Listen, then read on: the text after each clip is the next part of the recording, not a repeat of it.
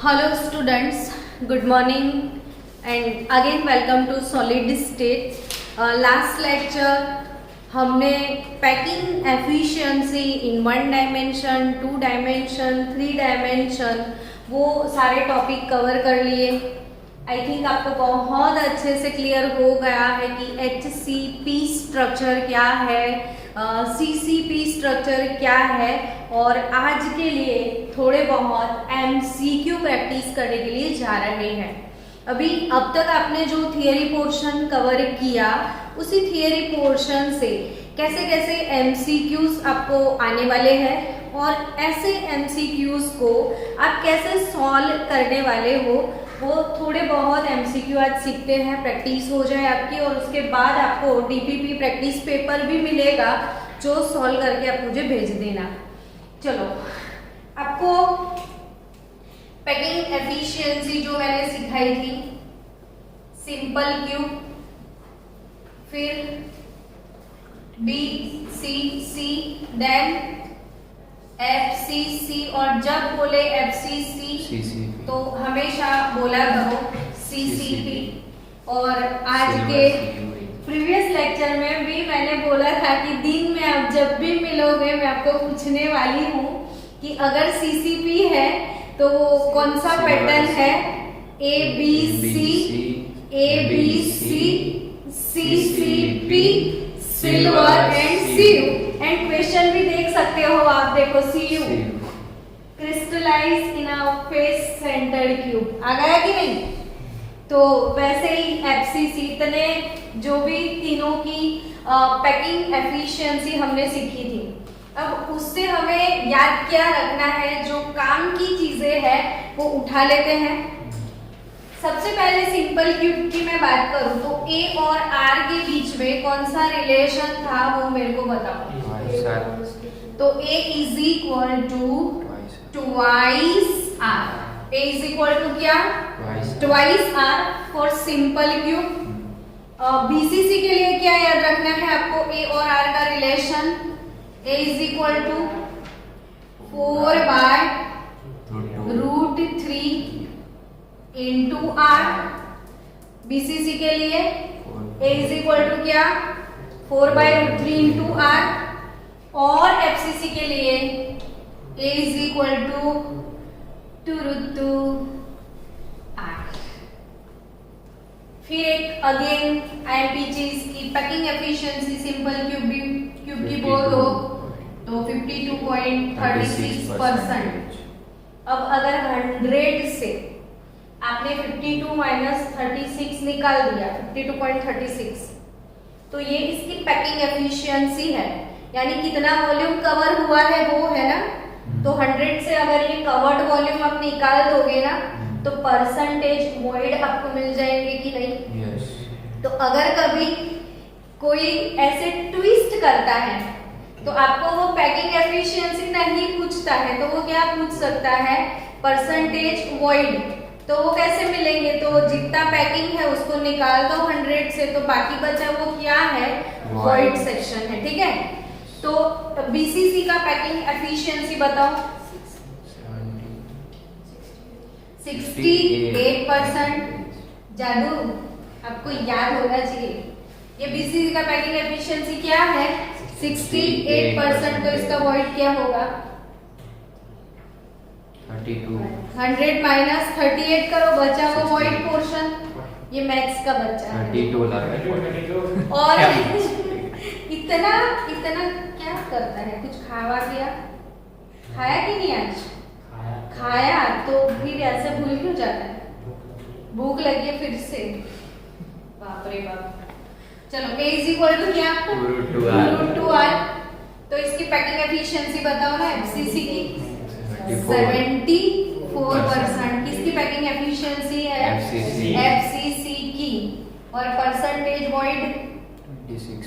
तो 100 से 74 पैकिंग निकाल दो तो बचा 26 पोर्शन जो वैकेंट पोर्शन है। ठीक है, अब FCC का relation A is equal to 2√2R।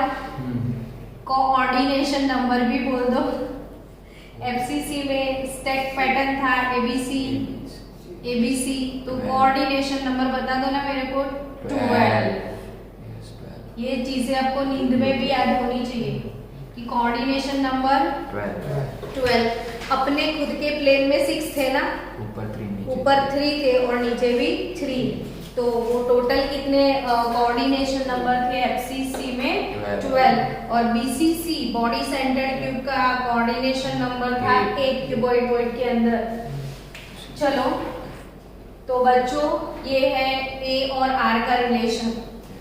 अब मेरे को पूछने वाले हो कि ए और आर का रिलेशन आपने बाय हार्ट करवा दिया, लेकिन इसका यूज क्या है?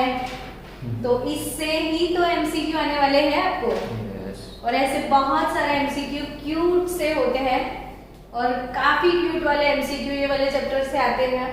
और ये वाला चैप्टर का एमसीक्यू आपको नीट में आया और आपने सॉल्व नहीं किया तो एग्जाम हॉल से बाहर ही कोई मत आना, घर पे ही मत आना कि यार इतना इजी कोई क्वेश्चन हम नहीं कर पाए, तो शर्म के मारे डूब जाना चाहिए आपको, है ना।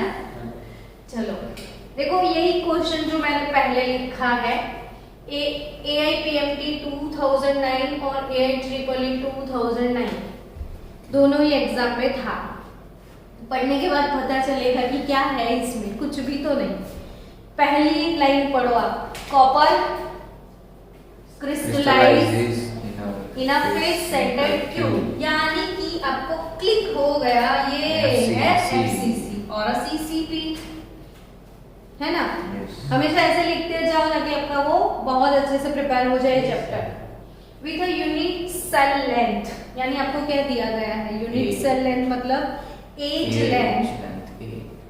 एज लेंथ आपके पास है A और वो है 361 पिकोमीटर।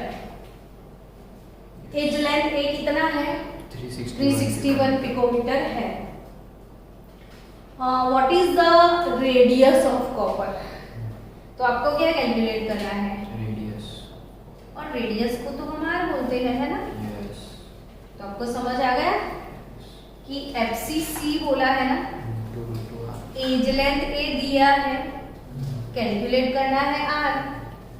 तो A और R का रिलेशन चलो याद करो, A is equal to R।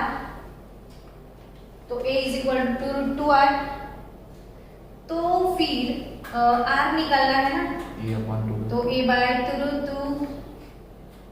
तो A है 361 पिकोमीटर डिवाइडेड बाय 2 और √2 का वैल्यू 1.41, तो ये 1.41। चलो तो 361 divided by 2 and again divided by 1, तो 2 फास्ट 361 128.01, यानी आपका आंसर क्या आया? 128 पिकोमीटर। बोलो कैसा लगा ये क्वेश्चन? इजी अच्छा है ना। और ऐसे बहुत सारे क्वेश्चन, मतलब थोड़ा बहुत चेंज कर करके दे देंगे आपको। Unit cell length A change हो जाएगा, या फिर CCP के बदले क्या आ जाए आपको? BCC आ जाए। तो आपको इन शॉर्ट इधर क्या याद रखना है? A और R का रिलेशन। क्या याद रखना है? A और R का रिलेशन। तो ऐसे क्वेश्चन हम आप क्रैक करने वाले हो, मुझे आप पे पूरा भरोसा है। आपको है कि नहीं? है ना। तो आप स्टूडेंट किसके हो भाई? Gold medal. तो चलो, ये a solid has a structure in which W atoms are located at the corner। ऐसे क्वेश्चंस भी आएंगे। तो W, तो ऐसे सिंपली W लिख दो और W का लोकेशन लिख दो। किधर है W? कॉर्नर पे है। अब O की भी बात कर रहे हैं ये लोग, तो बड़े नादान हैं। O atoms at the center of edge, यानी एज के सेंटर पे है, एजिस के सेंटर पे है, ठीक है। और सोडियम भी है सेंटर ऑफ द क्यूब। तो सेंटर ऑफ द क्यूब। इस टाइप के जब भी क्वेश्चन आए हमेशा इसको ऐसे लिखना है आपको कि पहले सबका लोकेशन एकदम आराम से साइड पे लिख दो। अब एकदम ध्यान से क्या सोचना है, देखो कॉर्नर कितने होते हैं क्यूब में, कॉर्नर 8। ओके, कितने प्यार से आ रहा है। सेंटर ऑफ द एजिस यानी एजिस कितनी होती है क्यूब में, 12 एजिस होती है। कितनी एजिस होती है, 12। इसलिए पहले दिन में चिल्ला चिल्ला के बोल रही थी कि 8 कॉर्नर है, 12 एजिस है, फिर डायगोनल 4 डायगोनल है, ये सब बताया था ना। तो 12 एजिस, 8 कॉर्नर और सेंटर तो अपना खुद का एक है ना। अब क्या याद रखना पड़ेगा पता है कि एजिस वाले एटम का कितने यूनिट सेल के साथ शेयरिंग है, तो अपने पोर्शन में कितना हिस्सा आएगा, रैंक निकालना है सबका। आपको याद है ना कॉर्नर वालों का शेयरिंग कितना लेते हैं हम, 1/8। कॉर्नर से कितना पार्ट हमें मिलता है, 1/8 पार्ट मिलेगा। एजिस से 1/4। कोई तो बोले क्लास में 1/4। हाँ चलो, मेरा एक बच्चा तो है हमेशा कुछ ना कुछ आंसर देता है। 1/4 एजिस का, और कॉर्नर का 1/8, सेंटर का 0।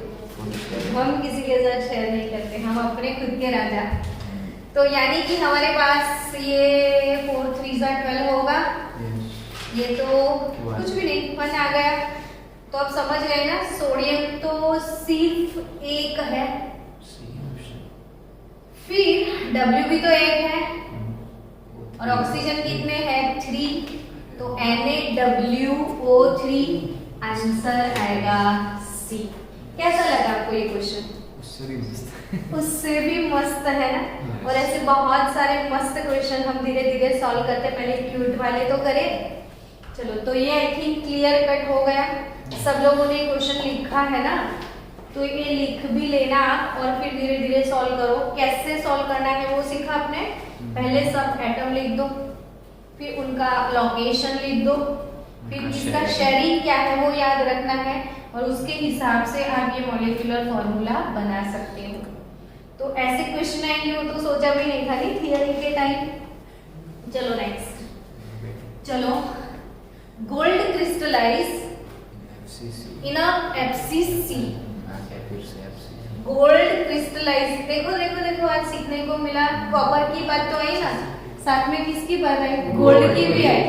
और वो भी मैं 2 दिन से चिल्ला चिल्ला के बोल रही हूँ कि FCC और वो CCP और वो सिल्वर CU, और सिल्वर और CU बहुत अच्छे से किसके साथ अलॉय बनाते हैं, गोल्ड के साथ। तो गोल्ड भी कौन सी क्रिस्टल सिस्टम में है, FCC में है, या CCP भी बोल सकते हो। तो एनीवे गोल्ड यानी AU ऑरम, और वो कौन सी क्रिस्टल सिस्टम में है, CCP और FCC। What is the length of side of the cell. तो length of side of the cell मतलब क्या, एज लेंथ। तो हमें इसमें क्या निकालना है, एज लेंथ A कैलकुलेट करना है। तो कुछ तो दिया होगा ना उसमें, तो रेडियस तो दिया नहीं, तो रेडियस तो देना पड़ेगा। तो what is the length of the side of the cell, बिना रेडियस के कैसे निकालेंगे। तो एक बार क्वेश्चन देख लेते हैं। हाँ भाई, क्वेश्चन में रेडियस है, ब्रैकेट में था R.144 नैनोमीटर, ऐसे रेडियस दिया हुआ था ब्रैकेट में। तो गोल्ड ब्रैकेट में था रेडियस 0.144 नैनोमीटर इन FCC। तो व्हाट इज द लेंथ। तो अब तो आई थिंक मेरी जरूरत है, क्यों, डायरेक्ट फॉर्मूला बेस है। तो फॉर्मूला तो बताओ। A is equal to 2√2R। Yes, A is equal to 2√2R।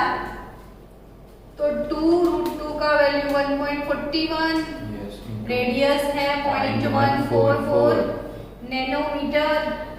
तो बताइए बच्चों, C। C ये वाला आंसर है। 0.4072 नैनोमीटर। चलो स्क्रीनशॉट लेना है, ले लो। ऐसे बहुत सारे क्वेश्चन अभी हम आगे सॉल्व करने के लिए जा रहे हैं। चलो student, next question. In a compound atoms of element Y form CCP lattice। तो कैसे इसको क्रैक करना है? तो आराम से आपको लिखना है कि Y दिया है, X दिया है। उतना तो क्वेश्चन देख के पता चल गया कि इसमें X भी है, Y भी है। और अगर नहीं पता चला तो ऑप्शन देख के पता चल जाएगा कि इसमें कौन कौन से एलिमेंट है। तो X और Y दो एलिमेंट है। अब आपको एक और इम्पोर्टेंट चीज पहले मेरे को सिखाने की है कि आज मॉर्निंग सेशन के लेक्चर में मैंने आपको वॉइड के बारे में सिखाया था, याद है? यस।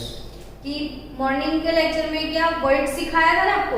यस। तो मैंने कौन से दो वॉइड आपको सिखाए थे? T void and O void। Yes, T void सिखाया था, है ना? और दूसरा कौन सा वॉइड सिखाया था? O वॉइड भी सिखाया था। अब मेरे को याद करवाओ ना, T वॉइड का फुल फॉर्म क्या था? Tetrahedral void। Tetrahedral void. T void का फुल फॉर्म क्या था? Tetrahedral void. कितने स्फीयर से बनता है? 4 स्फीयर से। तो यानी अच्छे से आपने आंसर दिया मुझे। ये कौन सा वॉइड है? वो ऑक्टाहेड्रल void। Octahedral void. वो कितने स्फीयर से बनता है? 6 वॉइड से बनता है। तो चलो, एक मोस्ट इम्पोर्टेंट थिंग जो है आपको मैं पहले सिखा दूं, फिर ये वाला क्वेश्चन सॉल्व करते हैं, XY वाला। तो T वॉइड और O वॉइड। बच्चों, नंबर ऑफ एटम पर यूनिट सेल, अगर आपके पास कैपिटल N है, नंबर ऑफ एटम पर यूनिट सेल कितने हैं? कैपिटल N कितने हैं? Capital N। तो T वॉइड हमेशा 2N होंगे। T वॉइड कितने होंगे? 2N, ट्वाइस N होंगे। और O वॉइड कितने होंगे? तो वो N होंगे। तो ये एक very very very very very very very very most important बात है जो आपको याद रखना है। अभी बैठे बैठे बाय हार्ट करो कि पूरी सिस्टम में टोटल एटम कितने हैं? सपोज N, तो O वॉइड भी कितने रहेंगे? N। और T वॉइड कितने होंगे? 2N। चलो, बाय चांस हमारे पास सिस्टम है CCP वाला, यानी क्यूबिक क्लोज पैक वो सिस्टम है। अगर वो सिस्टम क्यूबिक क्लोज पैक है तो नंबर ऑफ एटम पर यूनिट सेल 4 होते हैं ना। रैंक, यूनिट सेल का रैंक कैसे निकालते थे? तो 8 कॉर्नर इनटू 1/8 शेयरिंग, 1 6 फेस पे थे, इनटू हाफ उसका शेयरिंग था, तो 3 याद आया कि भूल गए। तो टोटल सीसीपी का रैंक क्या है? 4। बिना रैंक के आप पूरे चैप्टर में कुछ नहीं कर सकते। यानी आप अभी भी समझ गए कि आपको सबसे पहले कौन सा वीडियो प्रिपेयर करना पड़े, तो पैकिंग एफिशिएंसी वाला, ताकि ए और आर का रिलेशन भी हो जाए, यूनिट सेल भी प्रिपेयर हो जाए और साथ साथ में रैंक भी हो जाए प्रिपेयर। तो अगर वो सीसीपी है या एफसीसी है तो नंबर ऑफ एटम पर यूनिट सेल एन कितना होगा? 4 होता है ना। तो हमारे पास T वॉइड 8 नहीं हो जाएंगे? यस। और O वॉइड कितने रहेंगे? 4। और ये आपको अच्छे से समझ में आ गया है, ऐसा मुझे लग रहा है। फिर से एक बार रिपीट मार दो कि किसी भी सिस्टम में नंबर ऑफ एटम अगर n है तो O वॉइड कितने हैं? हाँ, n। और T वॉइड कितने हैं? 2n। चलो, तो क्वेश्चन को सॉल्व किया जाए। In a compound of element y form CCP lattice. तो ऐसे y लिख दो, इधर क्या लिख दोगे CCP लिख दिया। And those of element x, तो इधर x लिख दो। चलो तो अब सीधा सीधा ये y है, CCP में है, तो नंबर ऑफ एटम इसमें कितने आएंगे 4। नंबर ऑफ एटम हमारे पास रहेंगे 4, है ना। कैसे लिखना है आया समझ में कि फिर से समझाओ? आ गया? क्या करोगे ऐसा क्वेश्चन देख के? पहले x और y को सेपरेटली लिख दोगे, फिर y CCP लेटिस फॉर्म करता है वो लिख दिया तो CCP हो गया। और per unit cell number of atoms इसमें कितने रहेंगे 4। Per unit cell number of atom कितने रहेंगे 4, ठीक है। अब स्टूडेंट x के बारे में क्या लिखा है कि x किधर है? क्वेश्चन रीड करके मेरे को बताओ कि x का लोकेशन क्या है। T वर्ड्स के 2/3 पार्ट T वर्ड्स में है ना, यस। तो T वर्ड्स कितना ऑक्यूपाई किया है उसने? Just 2/3 of T word occupy किया। यस। तो बचा अगर ये 4 नंबर ऑफ एटम अगर 4 तो T वर्ड कितने होते हैं वो बताओ? 8 होते हैं। तो ये हो गए 8, यस और नॉट? और इनटू क्या 2/3, तो 8 इंटू 2/3 क्या हो जाएगा 16/3। 5.33 और ये है 4, ये वाला कितना है 4, तो x रेशियो y निकाल दो, तो 8 2 जा 16/3 रेशियो ये 4, यानी ऐसे लिख दो x और y। x कितना है 16/3 और y कितना है 4। अब आपको लगता है कुछ निकल जाता है कॉमन? 4 निकल जाएगा, 4 4 जा 16 होता है ना, तो ये बचेगा 4/3 और ये बचेगा 1।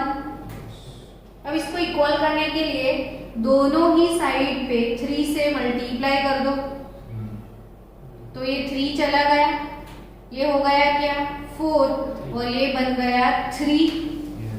तो आपका आंसर आएगा x जो है वो 4 होगा और y जो है वो 3 होगा। तो आंसर क्या आएगा x4 y3। 5 मिनट दिए, फिर से मेमोराइज कर लो। चलो next question students. I think ये आपको आ गया होगा समझ में। सेकेंड वाला रीड करो, मैंने 5 मिनट दिए आपको सॉल्यूशन के लिए। चलो रीड करो इसको। Sodium metal crystallise in body centred cube with cell edge 4.29 angstrom, the radius of atom. क्या आपको मन में इमोशंस आ रहे हैं कि कैसे सॉल्व करना है? बताओ तो। A is equal to 4/√3r। हाँ, वो वाला रिलेशन। यस। तो ये सारे कॉम्पिटिटिव एग्जाम में जो अब तक पूछे हैं वही क्वेश्चन में करवा रहे हैं। मजा आ रहा है ना, इतना सिंपल सा पूछने वाले हैं ये लोग नीट में। तो सोडियम मेटल, और एक चीज सीखने मिलेगी आपको इधर से, और एक एमसीक्यू आप क्रैक करोगे। ये क्या लिखा है मैंने? Sodium metal. और वो crystallise in which structure? BCC। तो जैसे zinc magnesium HCP, zinc magnesium HCP, silver Cu, Au, CCP। तो याद रखियो sodium metal crystallise in BCC, sodium chloride FCC है, लेकिन as a metal sodium crystallise in body centred cube with cell edge 4.29 angstrom, the radius of atom. तो बताओ for BCC what is the relation between A and R? A is equal to 4/√3r। तो A is 4/√3r। आपको radius चाहिए ना इसमें, तो √3/4 into A करना पड़ेगा, और A का वैल्यू है 4.29 एंगस्ट्रॉम। तो रेडियस निकाल के बोलो चलो। C C 1.85 angstrom. तो परफेक्ट आंसर C 1.85 एंगस्ट्रॉम। क्या आपको सेटिस्फेक्शन हो रहा है कि नहीं? मेरे को आ रहा है। ओके, चलो नेक्स्ट क्वेश्चन को सॉल्व किया जाए। अब नेक्स्ट क्वेश्चन है a compound formed by elements x and y। वो बोले यस वाली फीलिंग आ गई कि या कुछ नहीं करना है। क्या करना है? x और y को ऐसे अलग अलग लिख देना है, फिर ध्यान से पढ़ना है और क्या करना है। तो a compound formed by elements x and y crystallizing cubic structure, x atom at the corner। तो x का लोकेशन पता चल गया, किथे है भाई x? कॉर्नर पे है। एंड y किधर है? One set of opposite face. One set of opposite face पे है ना, BCC। और फेस पे one set of opposite face, यानी एक फेस ये तो एक इसके सामने वाला फेस, यानी सिर्फ दो फेस पे होंगे ना कि ज्यादा फेस पे होंगे? दो। One set of opposite face. Total face 6 होते हैं, लेकिन ये 6 फेस में नहीं है, कोई एक ही सेट पे है जो एक दूसरे के ऑपोजिट है। तो कितने फेस हुए अर्पित? फिर से एक बार बोलूं। बाप रे, तेरा तो ट्यूबलाइट है कि बल्ब लाइट है, कुछ समझ में नहीं आ रहा है। देख, कंफ्यूज हो रहा है तो ऐसे तेरे जैसे बहुत कंफ्यूज बच्चों के लिए फिर से y at one set of the opposite face। तू मेरे को ये बता कि ये मैंने यूनिट से लिया तो इसमें फेस कितने हैं वो बता। ये वाला फेस, ये वाला फेस 6 फेस है ना इसमें। तो 6 के 6 फेस पे एटम है? नहीं है, only one set of opposite face. हाँ, तो क्वेश्चन की तरह क्या है? कोई भी दो फेस पे होंगे, सिर्फ one set of opposite face. तो यानी कोई एक ही सेट ऑपोजिट फेस, इसका ऑपोजिट ये होगा, इसका ऑपोजिट ये होगा, यानी सिर्फ दो फेस पे है ना पॉइंट, कि ज्यादा फेस पे? सिर्फ दो पे है। तो सिर्फ 2y एटम है हमारे पास। और x तो कॉर्नर पे है, तो कॉर्नर कितने होते हैं? 8 कॉर्नर होते हैं, ठीक है। और 2 फेस पे है। अब वो शेयरिंग वाली बात करनी पड़ेगी, तो कॉर्नर से हमें 1/8 पार्ट मिलता है ना, और फेस से कितना मिलता है? 1/2 मिलता है ना फेस के हिसाब से। तो ये 1 हो जाएगा, ये भी 1, ये भी 1 हो गया। x y। तो x y इज द सही फॉर्मूला। तो इसका आंसर क्या आएगा? x y। क्या आंसर आएगा? x y। अब बचा लास्ट क्वेश्चन। मैंने आपको 5 मिनट दिए, उसको सॉल्व करो। फिर बाद में मैं सॉल्व करवाऊं तो आपको मजा आए, क्योंकि फिर सीधा मैं ही सिखा दूंगी तो आप कभी सोचोगे ही नहीं कुछ। चलो, मैंने 5 मिनट दिए। चलो स्टूडेंट्स, फिर से आपके सामने एक और क्वेश्चन मैंने लिख दिया है, तब तक मैंने टाइम दिया था। अब इसको सॉल्व करो। क्या सॉल्व किया कि नहीं किया? क्यों? कर सकते थे आप। चलो, और एक बात आपको सीखने मिली। इसके पहले के क्वेश्चन में था sodium metal crystallise in body centred cube. इस क्वेश्चन में पोटेशियम के बारे में क्या बोला है कि potassium metal also crystallise in a body centred cube. यानी आपको याद रखने का मटेरियल मिल गया। सोडियम और पोटेशियम दोनों ही बीसीसी स्ट्रक्चर में है। किसमें है? सोडियम पोटेशियम बीसीसी स्ट्रक्चर में है। What is the number of unit cell in 4 gram of potassium? ये दोनों ही क्वेश्चन एक्स्ट्रा ऑर्डिनरी है। बहुत मस्त क्वेश्चन है ये दोनों, और ये क्वेश्चन आप 2-3 टाइम प्रैक्टिस कर लेना ताकि भूल ना जाओ। और इसीलिए मैंने एक लिखा, इसके जैसा दूसरा भी लिख दिया। 2 बार प्रैक्टिस हो जाए। चलो, potassium crystallize in which structure? BCC। तो पोटेशियम और स्ट्रक्चर पैटर्न कौन सा है? BCC है। What is the number of unit cell in 4 gram potassium? Question समझ में आया कि हमारे पास कितने ग्राम पोटेशियम है? 4 ग्राम पोटेशियम है, तो इसमें कितने यूनिट सेल होंगे, है ना? मस्त क्वेश्चन। तो कोई बात नहीं, पोटेशियम का एटॉमिक मास दिया है 39। कभी भी एटॉमिक मास ग्राम पर मोल ही होता है ना, यानी वो 1 मोल के लिए होता है ना 39 ग्राम। हेलो, यस है ना? तो हम बोल सकते हैं ना कि in 39 gram potassium there are 1 mole potassium atom. 39 gram इसका एटॉमिक मास है भाई। तो एटॉमिक मास जितना जो वेट है वो 1 मोल के लिए होता है। 1 मोल में कितने एटम होते हैं बताओ? 6.022 into 10 raised to 23। तो ये 39 ग्राम यानी 1 मोल हो गया। तो 1 मोल में कितने एटम होते हैं? 6.022 into 10 raised to 23 atoms of potassium होंगे कि नहीं? तो 39 ग्राम पोटेशियम में कितने एटम्स हैं? तो 4 ग्राम पोटेशियम में कितने एटम्स होंगे? याद आया मोल कंसेप्ट का इज्जत? तो मोल कंसेप्ट को थोड़ी बहुत इज्जत कभी कभी दिया करो ताकि वो आपको हैरान परेशान ना करे। तो कितने ग्राम में इतने? तो 4 ग्राम में कितने? तो 6.022 into 10 raised to 23 into 4 divided by क्या?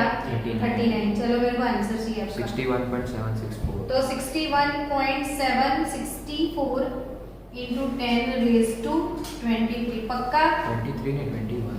ये नहीं है। अच्छा 21 कर दिया तुमने, सब कुछ कुल मिला के दिया। तो are you sure? 6.022 into 4 divided by 39 into 10 raised to 23। तो तूने 61 पॉइंट क्यों किया? ना साइंटिफिक नोटेशन नहीं किया, कुछ भी नहीं। 23 को रिड्यूस कर दिया 21 में। ओके, तो 61 डबल डिजिट के फिगर होते हैं। ओके ओके ओके, तो 61 पॉइंट समथिंग। चलो अब आगे कुछ करना है या आ गया आंसर? नहीं आया अभी तो कैसे आएगा आगे सोचो। पहले तो आपने सारे 4 ग्राम पोटेशियम में कितने एटम है वो निकाले ना बच्चों आपको आपने। लेकिन पोटेशियम क्रिस्टलाइज होता है कौन से क्रिस्टल स्ट्रक्चर में? बीसीसी में। तो in BCC units cell number of atom पर यूनिट सेल कितने लगते हैं वो बताओ? 2 लग जाते हैं ना। तो पर यूनिट सेल हमें तो 2 एटम चाहिए। तो इतने एटम में से 2 एटम मिलके 1 यूनिट सेल बनाएंगे। तो ये तो टोटल एटम है। तो number of unit cell 61.764 into 10 raised to 21 divided by आपको करना पड़ेगा 2। 30.88। तो आपका आंसर आएगा 30.88 into 10 raised to क्या? 21। आया समझ में? ये फाइनल आंसर। ये फाइनल आंसर।